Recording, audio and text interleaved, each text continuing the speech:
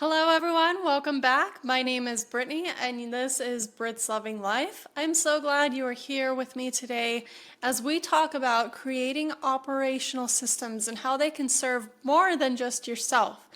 Truly, having operational systems are going to serve everyone around you, but we're also going to talk about not only the impact that they have, but how you can create better operational systems.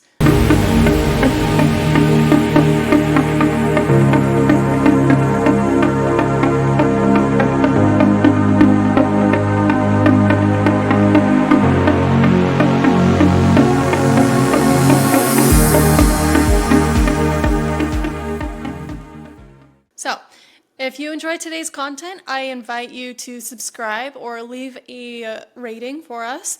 If you have got any comments, please leave comments. Happy to read those. And you can find me on social media at Brit's Loving Life on TikTok, or Instagram is at Brittany Realty. Eventually, they'll be the same.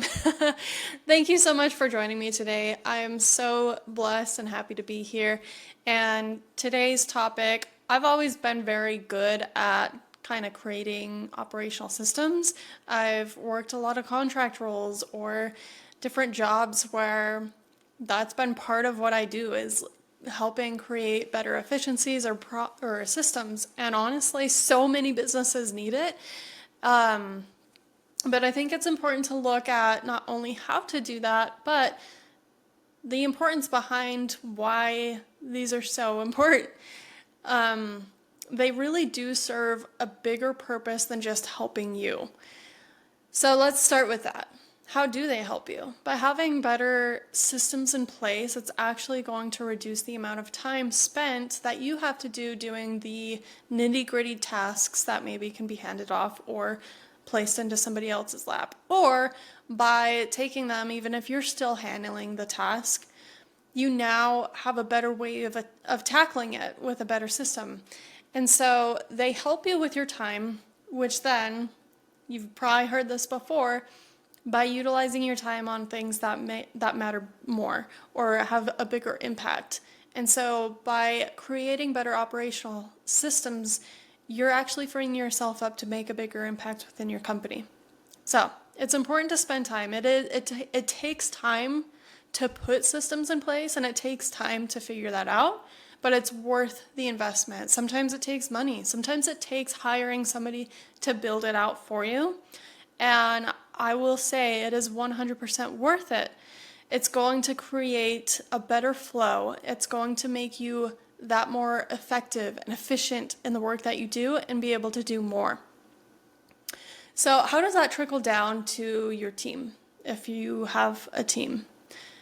If it's just yourself, that's a no-brainer, free up more time. But for your team, same thing. It helps them do their job better. Even if their full job is focused on whatever that system or operation is, they have a better way of handling it by following an SOP, by following a structure, or having automations implemented into their day-to-day. It's going to help serve them become better at their job because they can work quickly. They have a strategic outline of what to do, how to do it, and then that way you guys can revisit if there's any inaccuracies or be able to focus on problems better. You're not focused on all the unorganized chaos that can happen when you don't have these things in place. Disorganization can really make or break a lot of different projects within your business, believe me. You can lose a lot of stuff, you can become confused, and especially when you hire people, if they become confused. I've worked for companies that are this way in part, and one of them was, if you watch my previous episode, I talked about a project manager job I had.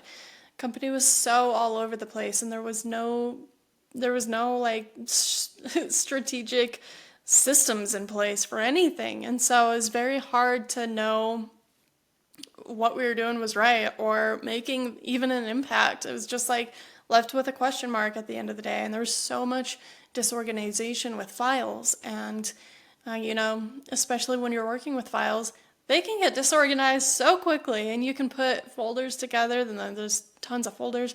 So by having better systems in place, some of it's inevitable, especially when you're working with a lot of data. But that's when you have your team kind of help you and create systems that they can follow. It's going to help them. It serves your customers as well. It shows when you're a customer or you're a client and you're working with a company that just doesn't have their stuff together, right? You can see pretty quickly if they don't know, they're just flying by the seat of the pants every interaction that they have with every customer.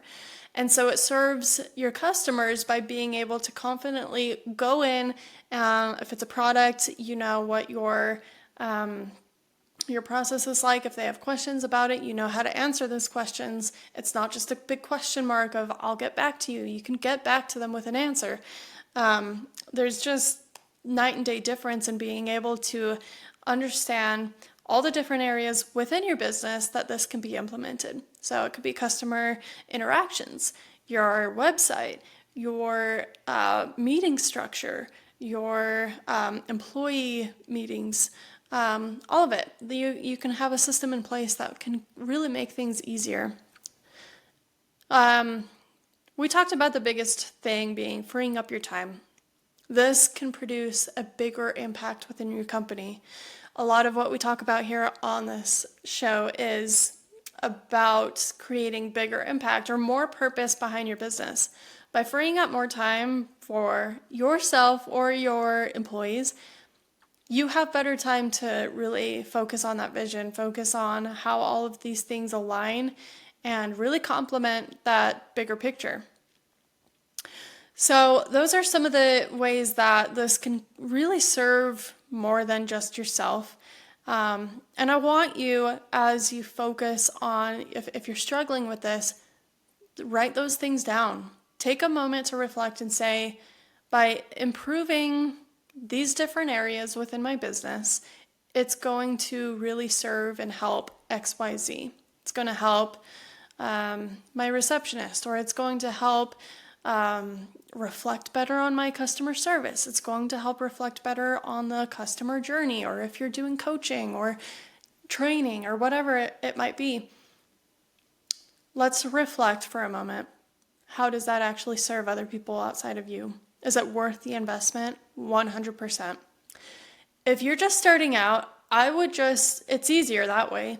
Start implementing and start creating these systems as you go. If you're already an established business, you've been working for years, and you're just finding yourself feeling really disorganized or that things don't have structured systems, then maybe it's time to say, look, it's going to take time. It's going to be a pain in the butt, but let's do this now so that however long it takes for you to get to there, a couple months, maybe even a year, if it's a big business, it's going to impact you so much more once you get it completed. So highly recommend.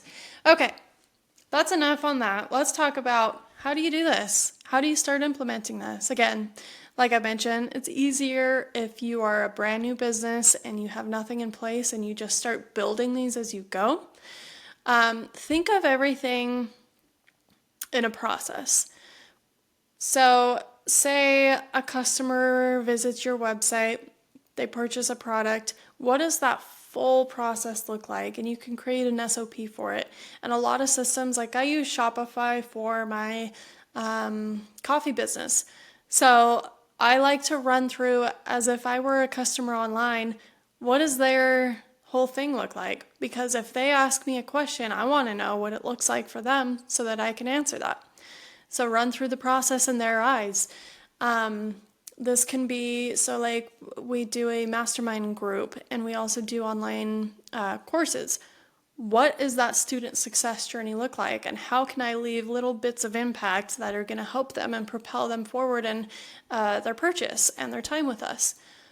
How can we challenge people? How can we do this? And then let's document those steps so that we can properly implement that and really be able to analyze if something's not working, something is working, and make it better. This can be for, and on that note, and I'll actually recommend a tool for that. I use Monday.com. I do help run a real estate mastermind group, and so like with the onboarding process of students, there's, I think there's like 8 steps within that, from doing a contract to doing payment setup if it's a plan, to getting a welcome post into the group chat for everybody. So there's all these different little steps. So how can I systemize that and make it easier? And using tools like even Zapier and collaboration with Monday. When this step happens, Zapier steps in and does this, or triggers the contract. So there's these tools online that you can use to really help create efficiency and create some of those systems. But it starts by documenting. I always start by writing it down on paper. So I'll grab a piece of paper and I'll say, okay, here's the starting point. Again, I gave just those 2 examples. Maybe you're a real estate agent, and what's the process like when somebody first comes to you and says, I want to buy a house, or I want to sell my house? How can we create a system and a process that's going to be highly beneficial to your client in the end of the day by having these steps in place? Write it down, A, B, C, D, blah, blah, blah. This is what's currently in place. This is what I can do to improve it. And then it comes down to delegating some of these things. If you're growing and these are actually helping you to grow, it comes down to delegating. Now you have a clear system that you can hand down to an employee or a contractor or whoever needs the step-by-step process. It's going to help you with your training and having a clear system in place. Versus you hire somebody and you're just like, I'm already really busy. Now I have to try and train you, and I'm just going to give you bits and pieces as we go. That can be very stressful for the employee or contractor who you're hiring. And I've been on that side, like I said, with companies that just didn't have that in place. And it can become very stressful and confusing for the employee to know, okay, well, what am I supposed to do? So having these in place, written down and actually drawn out into like an SOP, and they're simple to make. Even ask ChatGPT to help you with that, or you can find templates online. Delegate will be a lot easier when you have it written down. Going to help you with the the training process, which is awesome. Okay, automations. So how do I automate stuff? I mentioned a couple tools like Monday or Zapier.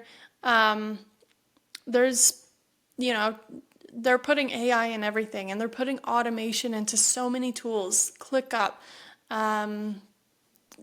There's just so many different tools. You can look for the tools that are going to best impact whatever task you have, or maybe you're already using them. Maybe even get a call with that program that you use and say, how can I fix this? I would highly consider checking out Zapier. That's an automation tool that their specific job is to connect different tools together to automate.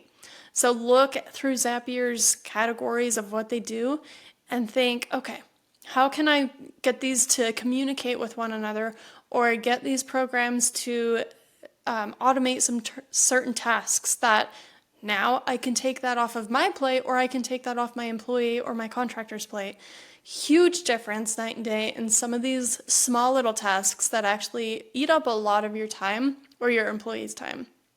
Going to save you money at the end of the day, and again, free up your time to focus on bigger impact tasks. Again, it takes time to set it up. It takes time to learn how to automate, create those SOPs, but it's going to be worth it. So stay the process, focus, and get it done. Those automations are big. Even within Monday, you can automate emails.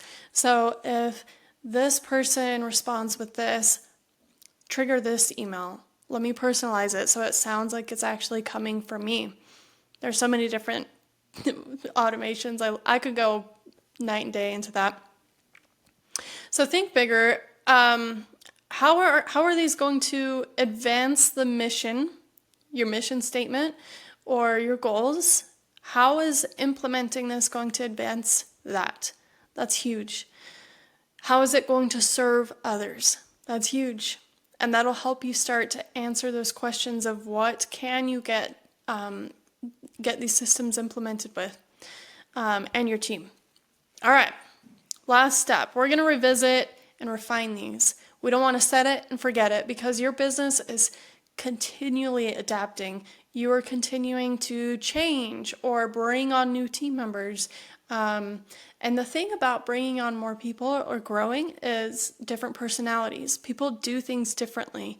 So be receptive and be open to hearing people's feedback so that you can improve these and revisit them regularly so that you can actually see what, like I mentioned before, what is working, what's not working. Document it so that you can keep propelling yourself forward and make those fixes if there's something going wrong. If you don't have these in place, think of how hard it is to figure out what's working and what's not. It's really hard. It's really hard to understand where a leak in the system might be or inefficiencies are. Yeah, at that rate, you could say everything, right? So it helps you to really pinpoint that. So I'll leave you with this. I want you to be thinking bigger. Think about what the legacy is you're trying to leave and how you can leverage these systems and tools that are going to help you get to that point. Talk to your team, talk to your business partners, talk to your clients. Listen to their needs, listen to what they want, and see how you can really use that to implement this, because at the end of the day, it helps you serve them better. You're building yourself up as a leader, so let's really lead and let's really put things in place that are going to serve people more at the end of the day. All right. Thank you so much for listening. I hope that there was some value to be had in this. If you've got any comments or suggestions or thoughts that you wanted to add to this, please leave them in the comments. I would love to see them. Let's connect on social media. You can find me. I'll leave that in the description. And I just want to leave you with, may you walk with purpose and grow in grace. I love that one. And I am so happy that you spent this time with me today. So thank you so much, and we'll see you in the next one.